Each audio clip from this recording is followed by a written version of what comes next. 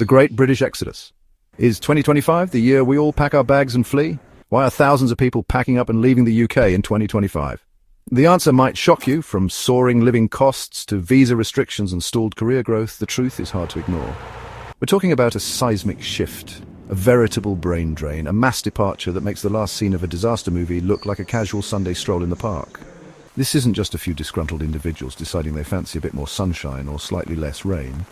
No, this is a trend, a worrying, statistically significant stampede for the exits. So, tonight we're diving headfirst into this exodus. Is it a temporary blip, a national tantrum, or is the UK genuinely becoming a place people are desperate to escape? Grab your emergency travel biscuits because we're about to find out. Right, let's talk numbers, shall we? Because numbers, unlike your local MP's promises, don't generally lie. The latest statistics on net migration and emigration for 2025 are, to put it mildly, a bit of a horror show. We're not just talking about a gentle trickle. This is more like a dam bursting, releasing a torrent of talent, ambition and, frankly, people who are just fed up. Applications for visas to countries like Australia, Canada, Ireland and even the UAE have spiked dramatically. Think about that. People are looking at the vast sun-scorched emptiness of the Australian outback or the freezing Canadian tundra and thinking, yes, that seems preferable to another British winter and a 10% rent increase. The headlines are relentless, aren't they? NHS nurses quitting in droves, they scream, and you think, well, that's not ideal, is it?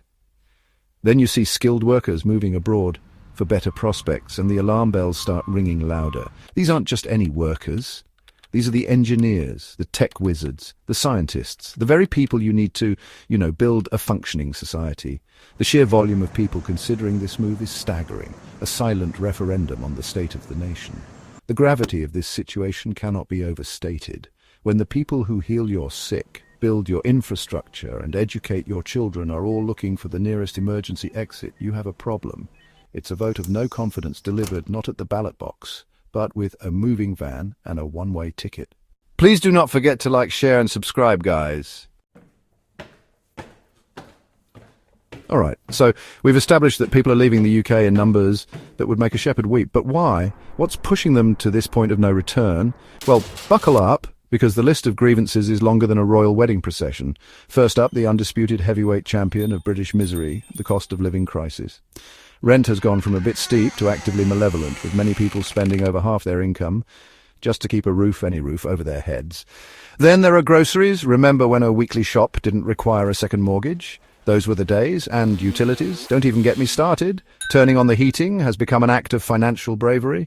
Next, on our delightful tour of British despair, the ever-tightening immigration rules. It's as if the government is actively trying to win a game of how unwelcoming can we be? Brexit, the gift that keeps on giving, mostly headaches and paperwork. The uncertainty following our glorious departure from the European Union continues to cast a long, miserable shadow. Then there's the job market itself. For a country that supposedly values hard work, the rewards often seem pitifully small. Finally, let's touch on the often overlooked but critically important issues of poor work-life balance and mental health. Please don't forget to support the channel by liking, sharing and subscribing to our channel. So, if the UK is increasingly resembling a rather bleak, overpriced theme park where the main ride is existential dread, where on earth are people actually going? Countries like Canada, Germany, Australia and the UAE are emerging as popular destinations, and it's not just because they occasionally see the sun.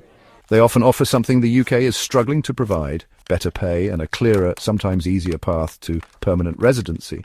Canada, for instance, with its points-based immigration system, is actively seeking skilled workers and offers a relatively straightforward route to PR. Australia, despite its terrifying wildlife, also offers a high quality of life. Strong salaries in many sectors and a lifestyle that, for many, is a significant upgrade. Germany, the economic powerhouse of Europe, remains a strong draw, particularly for those in engineering, tech and research. And then there's the UAE, particularly Dubai and Abu Dhabi, offering tax-free salaries, a multicultural environment and a sense of dynamism. Beyond the paychecks and the paperwork, there's the allure of a lower cost of living relative to income and a better overall quality of life. Imagine being able to afford a decent home, enjoy your leisure time without constantly worrying about your bank balance, and access good schools and healthcare for your children without selling a kidney. For many expats in these countries, this isn't a pipe dream, it's their reality. Now, it's easy to talk about statistics and trends, but behind every number is a human story, a life disrupted, a dream deferred. Let's start with international students. For years, they've been a vital part of our academic and cultural landscape, not to mention a significant source of income for universities. But now, with new rules blocking many from bringing dependents, they face an agonising choice: pursue their education alone or abandon their UK ambitions altogether. Then there are our healthcare workers, the heroes we clapped for during the pandemic, remember that? Well, applause doesn't pay the bills, and it certainly doesn't cure burnout. Nurses, doctors and other NHS staff are facing crushing workloads, stagnant pay capped by years of austerity, and a system stretched to its breaking point. Skilled migrants, the very people the UK claims it wants to attract, are also finding themselves in an increasingly precarious position. Many are left in limbo over visa renewals, facing months, sometimes years of uncertainty that makes planning a life, securing a mortgage, or even booking a holiday an exercise in anxiety. And what about families? British citizens trying to bring over a non-British spouse or partner, or families with mixed immigration statuses are facing ever-rising income thresholds. These aren't isolated incidents, they are systemic failures affecting vast swaths of people who either call the UK home or wish to do so. The emotional toll of this uncertainty and exclusion is immense. If you have liked the video so far, then please ensure you like, share and subscribe. So after all that doom and gloom, the big question remains: what on earth should you do next? If you're sitting there, sipping your lukewarm tea, wondering if it's time to join the Great British Getaway, you're not alone. The decision to stay or leave is monumental, deeply personal and frankly terrifying. There's no one-size-fits-all answer, no magic 8-ball that will tell you whether to pack your bags or dig in your heels. But let's try to navigate this minefield together, shall we? First things first, if you're considering leaving, or even if you're determined to stay but feeling the squeeze, know your rights. If leaving is on your mind, it's also worth exploring alternative migration paths.